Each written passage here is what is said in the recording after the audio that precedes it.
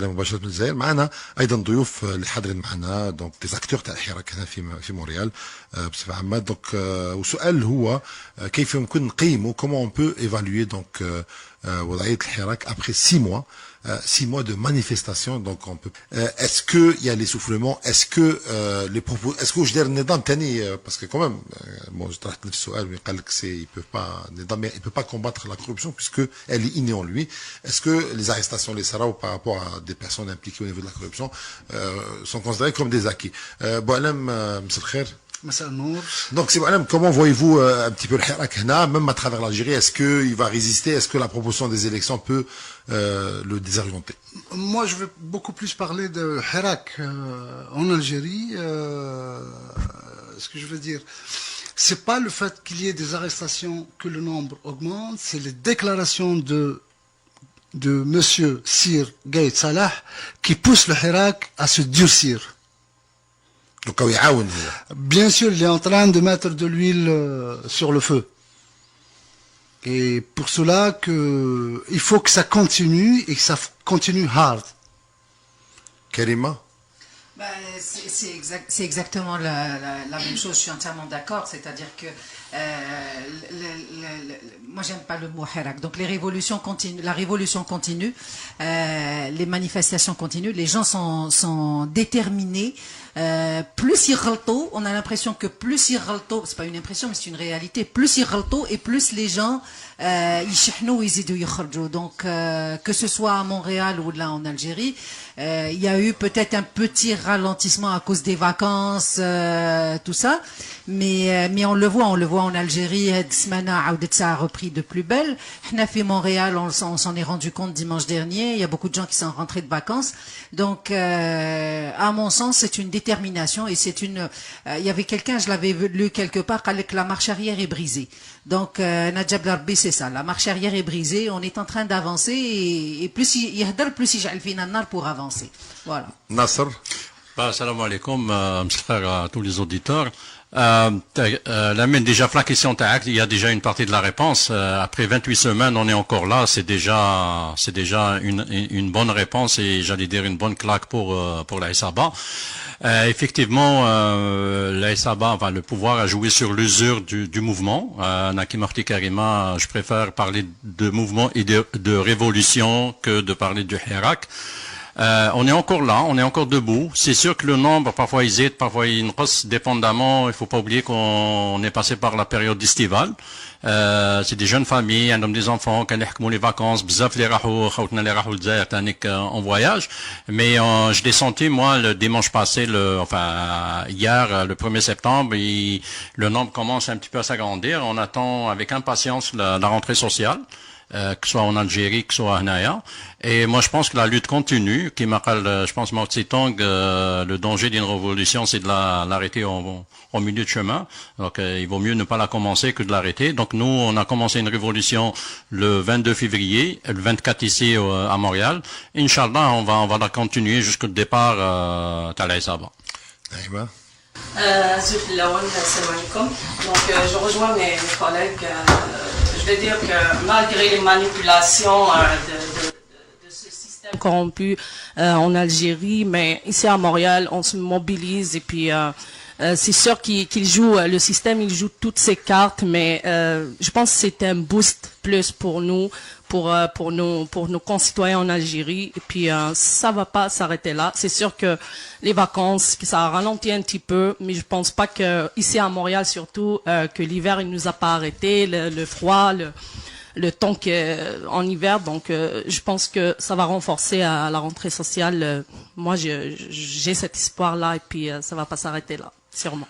Kamel, est-ce que tu penses que si le pouvoir va garantir des élections propres présidentielles, puisqu'il veut lancer le 15 septembre, est-ce que tu penses que on peut dire que le Hirak a atteint un objectif après les arrestations et après possiblement donc des élections propres qui peuvent être proposées à partir du 15 septembre?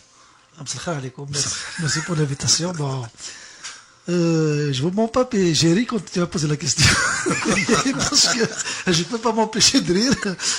Parce que il y a une rupture de confiance avec ce système depuis longtemps. Donc tout ce qu'il propose, automatiquement, fait inna. Donc les gens, ils doutent de tout ce qui... Si demain il va nous dire des vérités, on va plus le croire. C'est fini, parce qu'on est habitué à des mensonges, nous sommes habitués à ces manœuvres pour uniquement rester au pouvoir. Donc, élection avec un système pareil, il n'y a pas question. Élection dans une constitution pareille, il n'y a pas question. Il faut que l'élection soit décidée, organisée par le mouvement. Il faut que le mouvement soit associé à la décision. Donc, on est obligé de passer par une étape de négociation avec ce système pour décider des mécanismes à mettre en œuvre pour justement... Mais c'est des mécanismes de son départ. De son départ d'abord, parce que on va discuter son départ, et puis on va discuter comment organiser son départ, comment le remplacer, comment mettre la première plateforme de l'Algérie de demain, donc construire une nouvelle Il n'y a pas république. d'inquiétude باللي حينقص الحراك. Justement, j'allais poser la question à M. Boumediene. Lui, il a mentionné qu'en Algérie, Mais- c'est... Et c'est rassurant à travers son intervention. Il nous dit que le Hirak, en Algérie, il est fort, il ne faiblit pas. Donc ça nous donne de l'assurance. Nous-mêmes ici à Montréal, nous avons vécu un été un peu relax parce que les gens sont partis en vacances et tout ça. Nous avons vu moins de gens dans les manifestations à un certain moment. Mais la première manifestation, le 1er septembre, on voit le retour des gens et puis ils sont revenus des vacances et tout ça. Et ils n'ont pas oublié la place du Canada pour manifester. Il nous reste 4 minutes, une question comme ça. Est-ce qu'on peut être optimiste par rapport... Parce qu'actuellement, Jazo contre 6 mois, Hirak avec des acquis quand même. Bouteflika Makash, 5e monde à Makash, Sellal ou Yahya Belhabs, malgré que les gens peuvent les négliger, mais quand même par rapport à ces symboliques, il y a quand même des choses qui sont réalisées. Actuellement, est-ce que aujourd'hui, on peut dire qu'on est optimiste pour que cette révolution qui a adopté l'approche pacifique, elle va réussir? Oui, parce que le pessimisme n'a pas sa place dans ce mouvement. Rapidement, c'est que les différentes initiatives qui sont prises par les acteurs du mouvement et les groupes de réflexion sont un espoir pour ce mouvement. Et le pouvoir qui pense à travers son monologue tuer le débat, tuer l'espoir, il se trompe. Donc je laisse les camarades développer encore. Carrément. Pareillement, moi je suis convaincue, je suis totalement optimiste par rapport au mouvement, c'est-à-dire que et je crois qu'on le répète et on le répétera jamais assez. Il y a un avant 22 février et un après 22 février. Le peuple est différent. Avant le 22 février, c'était quelque chose et là maintenant, il est conscient, je veux dire, avec tout ce qu'il a essayé, avec tout ce que le système a essayé de faire pour le diviser, pour lui faire peur, pour les exactions, les arrestations, toutes sortes, avec les discours, on a l'impression que, au contraire, donc il est en train d'avancer. J'ai quelqu'un qui est une de nos compatriotes que j'ai rencontré dimanche, qui était en Algérie. Et elle est venue, elle m'a dit, écoute, il y a pas, le peuple sait ce qu'il veut, et il avance, et il continuera, il va pas s'arrêter. À part lui. Non, à part lui. À part moi, exactement. Nassa. Ben moi, je dirais que si on n'est pas optimiste, c'est mieux que chacun rentre chez lui. Hein, puis c'est sûr que l'optimisme qui va avec l'espoir aussi. Et moi, j'ajouterais autre chose aussi. Il faut rester optimiste et réaliste aussi. C'est réaliste dans le sens où il faut être à l'écoute. Il faut vraiment le réalisme à outrance. L'optimisme à fond.